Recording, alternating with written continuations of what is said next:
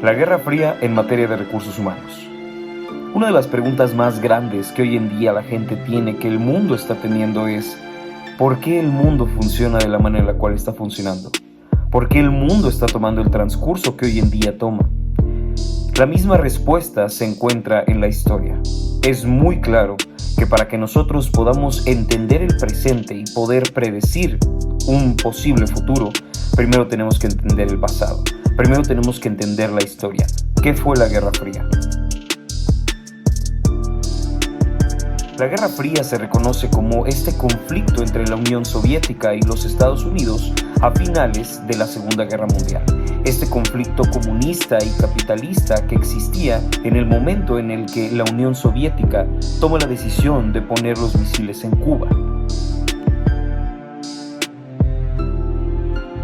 En general, hasta el momento, lo que nosotros sabemos es que son estrategias militares. Lo que nosotros sabemos es que después de la recesión que viene de la Segunda Guerra Mundial, es claro que los países necesitan tener armas, necesitan tener planes para protegerse en caso de que otro país decida tomar las mismas decisiones que se tomaron en la Segunda Guerra Mundial, tanto como en la Primera Guerra Mundial.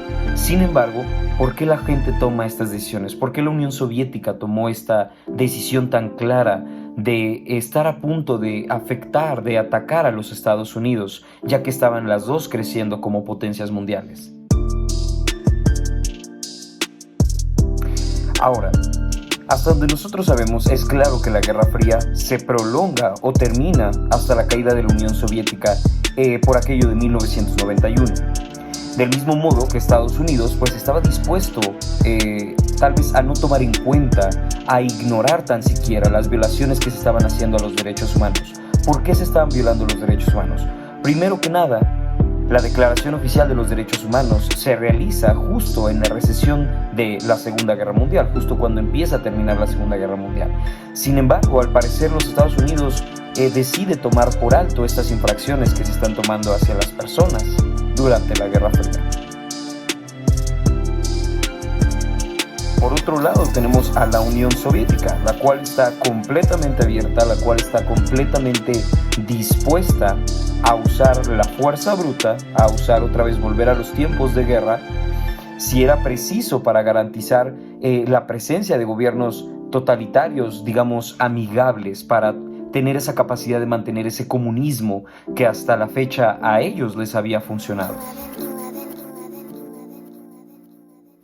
Sin embargo, en esta etapa de la historia, en realidad no tenemos un personaje bueno y otro malo, no tenemos un villano y un héroe, dada la razón que ambos países estaban dispuestos, más bien estaban negados a que los derechos humanos estuvieran revisando, se estuvieran capacitando durante este proceso de la Guerra Fría, durante este desacuerdo que estaban teniendo. Es por ello que los derechos humanos estaban siendo violados por las dos partes. Aquí no había alguien que estuviera haciendo el bien y alguien que estuviera haciendo el mal en materia de derechos humanos. Ambos estaban dando por alto, estaban pasando por alto estas decisiones que se estaban tomando en contra del pueblo, en contra de la gente, en contra de terceros, países terceros que se veían involucrados, simplemente por el conflicto que estaban teniendo ellos, digámoslo, en materia de gobierno, en materia de ideas socialistas, de ideas comunistas o de ideas capitalistas.